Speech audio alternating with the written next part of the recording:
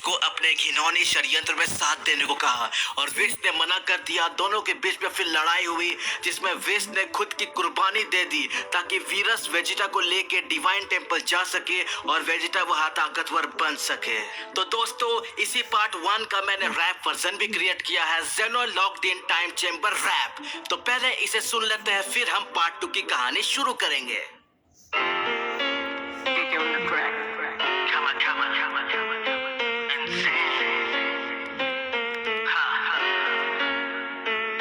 Strongest being multiverse जेनोसामा में शक करता है ताकत जाना रे, मजा आता मुझे खेल बस खेलने में। ग्रैंड एंट्री हरकतें देख के ये हर प्राणी मेरे कला से रूबरू है। जो जाना नहीं मुझे खो दे वजूदे होता है सम्मान मेरा ये रुतबा, गुड़िया की तरह ब्रह्मांड से खेलता। मुझे जानो मुझसे खेलो जेनो है निराला आत्मा भी हिली जब खड़ा जेनोसामा वाट लगी पीरस की ही रोला है जेनो का सुनहरी किस्मत भी मेरी। मुझे धोखा मिला सोचा न कभी भी ऐसा गोकू के संग है खेला ट्रेनिंग करा दिन बिताया फ्रेंड प्रिस्ट के अंदर भावनाएं क्यों उत्पन्न हुआ मुझे और गोकू को लॉक करा टाइम चेंबर में। पीठ पे है चूड़ा खोपा दिल सरयाम तोरा वफादार बेवफा कैसे हो गया, आगे बात करो लेता क्यों किया तूने अंजाम पूरा होगा अब तू बड़ा सोच ले। सामा है लोग टाइम चेंबर में मौत आने वाली है जैसे कैंसर है, छोटा पैकेट बड़ा धमाका हूँ डेंजर में।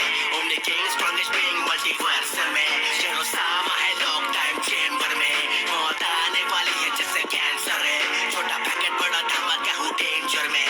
Omni king strongest being multiverse में बाउंस बैक आ गया है जेनो ब्रो, तांडव मैं करूंगा तेरे के लिए होगी ब्रो। तूने धोखा मुझे दिया इसका परिणाम मिलेगा, फ्रेंड से मैं तेरा डम प्रीस्ट नाम रखूंगा।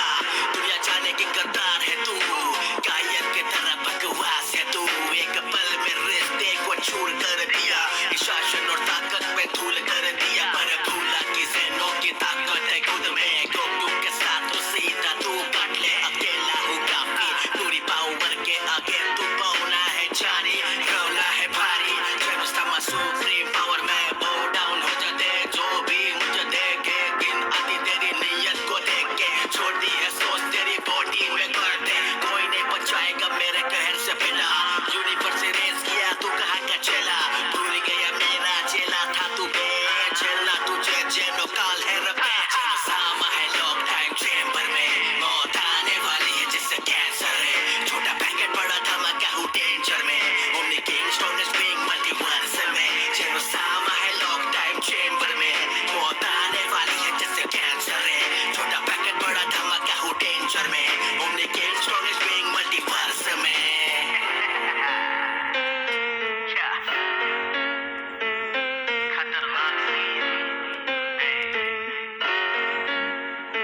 तो भाई लोग रैप कैसा लगा कमेंट में जरूर बताना, और पार्ट 2 की कहानी अब हम शुरू करते हैं।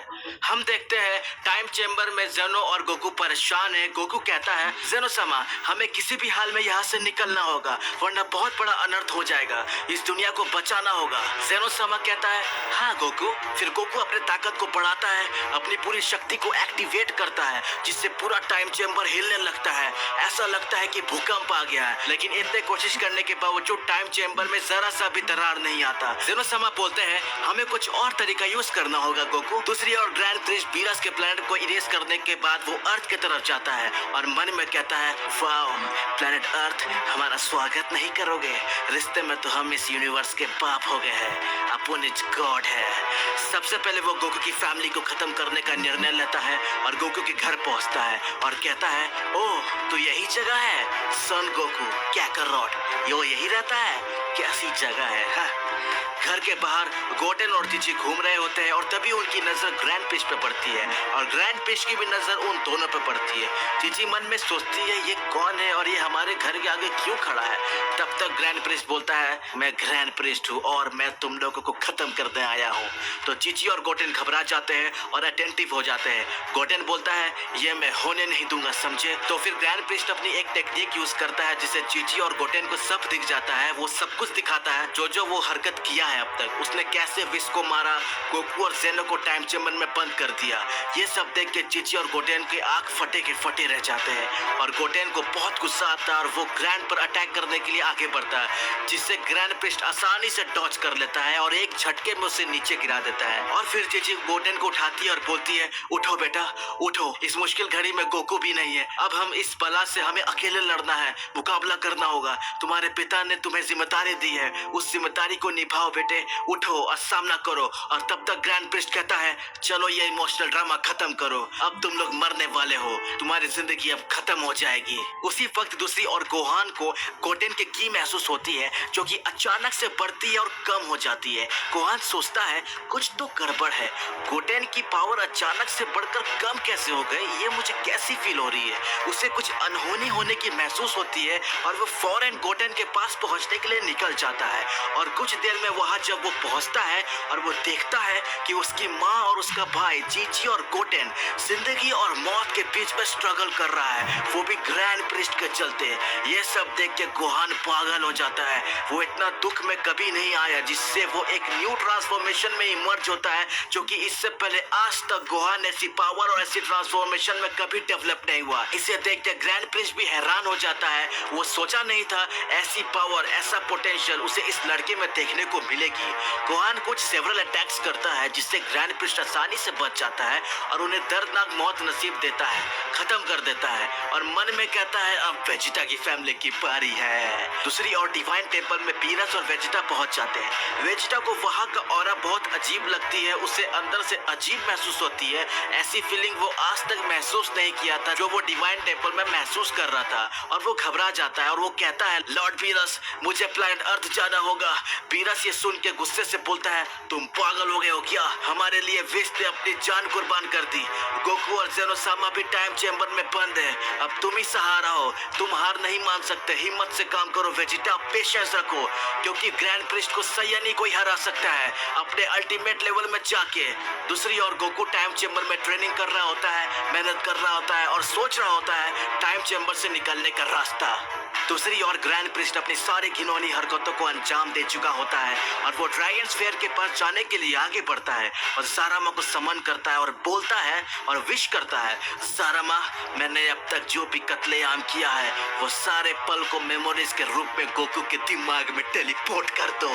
और ऐसा होने के बाद गोकू ट्रेनिंग करते करते नीचे गिर जाता है और अपना सर पकड़ लेता है, वो पागल होने लगता है, जमीन में सर पटकने लगता है, वो रोने लगता है, जिसे देख के जेनोसामा पूछते हैं, क्या हो गया गोकू, तुम्हें क्या हो गया? गोकू कहता है, वो ग्रैंड प्रिस्ट, मैं उसे नहीं छोड़ूंगा, मैं उसे खत्म कर दूंगा, उसने मेरे परिवार को खत्म कर दिया, उसने वेजिटा की फैमिली को भी खत्म कर दिया, उसे मैं जिंदा नहीं छोड़ूंगा ग्रैंड प्रिस्ट।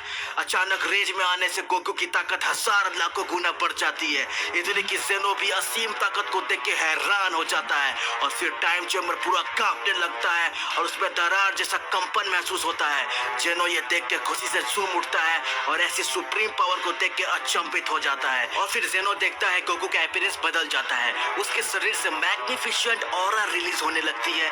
जेनो पूछता है, ये सब कैसे हुआ गोकू? गोकू बोलता है, जेनो-सामा, ग्रैंड प्रिस्ट ने मेरे परिवार को और वेजिटा के परिवार को मार डाला। जेनो पूछता है, ये सब तुम्हें कैसे पता चला गोकू? गोकू बोलता है, ग्रैंड प्रिस्ट ने मेरे मेमोरीज में ये सारे दृश्य डाले सारामा की मदद से, अपने विश के मदद से, मुझे टॉर्चर और अंदर से तोड़ने के लिए, पर ये रूप में मैं कैसे आ गया मुझे भी नहीं पता, मैं तो होश में ही नहीं था। दूसरी ओर हम देखते हैं वेजिटा और बीरस ट्रेनिंग करना शुरू कर देते हैं। वेजिटा बहुत स्ट्रगल कर रहा होता है उस एनवायरनमेंट में ट्रेनिंग करते वक्त। फिर हम एक डीमन को देखते हैं जो कि वो गोकू को ही दूर से देख रहा होता है और कहता है, इसके अंदर बहुत ही हिडन पावर है, मुझे वैसे भी एक स्ट्रॉन्ग वेसल की तलाश है ताकि यहाँ से मैं निकल पाऊँ, मेरे ख्याल से यही सही रहेगा। फिर हम देखते हैं जेनो कहता है गोकू को, गोकू अब तुम्हें ट्रेनिंग करने के लिए कोई जरूरत नहीं है, वैसे भी तुम बहुत समय से ट्रेनिंग कर रहे हो और मुझे लगता है कि अब तुम बहुत ज्यादा ताकतवर हो गए पहले से भी। गोकू कुछ सोच रहा होता है और सोचते सोचते वो अपने आप को कहीं और मौजूद होने का महसूस करता है और वो देखता है उसके सामने एक डीमन सोल खड़ा है।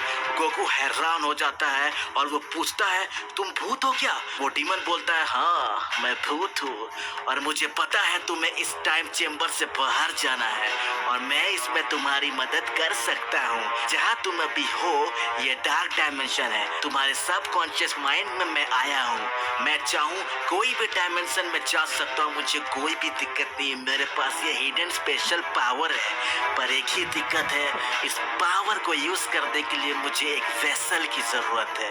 अगर तुम अपनी बॉडी मुझे सौंपते हो तो मैं इसे यूज करके तुम्हें बाहर निकाल सकता हूँ, और मैं वादा करता हूँ कि मैं कोई मिसयूज नहीं करूंगा इस मौके का और तुम्हारी बॉडी का। बाहर आते ही मैं अपना प्रोसेस हटा दूंगा, लेकिन उसके लिए तुम्हारी रजामंदी जरूरी होनी चाहिए। गोकू सोच में पड़ जाता है, लेकिन वो ये भी सोचता है इसके बजाय उसके पास और कोई भी ऑप्शन नहीं है।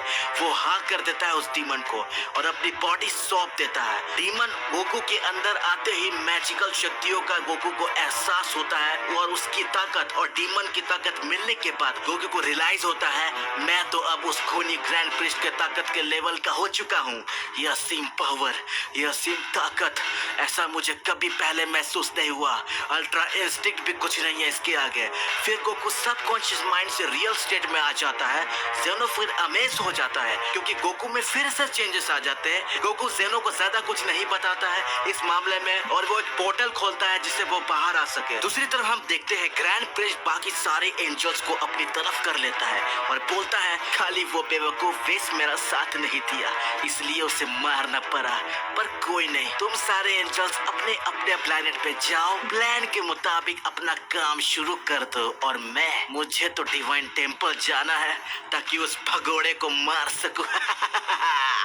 फिर नेक्स्ट सीन में हम देखते हैं वेजिटा अपने आप को बहुत हद तक ट्रांसफॉर्म कर चुका होता है, लेकिन लॉर्ड बीरस बोलता है, वेजिटा तुम अब भी मेरे लेवल से कुछ लेवल नीचे हो, ग्रैंड प्रिस्ट का सामना नहीं कर पाओगे, तुम्हें अपने आप को और पावरफुल बनाना होगा। फिर वेजिटा अपने ट्रेनिंग में लग जाता है और सडनली अचानक से ग्रैंड प्रिस्ट वहां पे आ जाता है, जिसे देख के बीरस और वेजिटा अचंभित हो जाता है और बोलता है ग्रैंड प्रिस्ट, तो क्या हो रहा है वेजिटा और बीरस? मुझे आने में कहीं देर तो नहीं हो गई? अब क्या होगा मेरे दोस्तों, क्या बीरस और वेजिटा ग्रैंड प्रिस्ट का सामना कर पाएंगे? इसे अगर जानना है तो नेक्स्ट पार्ट का इंतजार करें। तब तक के लिए लाइक, शेयर और सब्सक्राइब करना ना भूलें, क्योंकि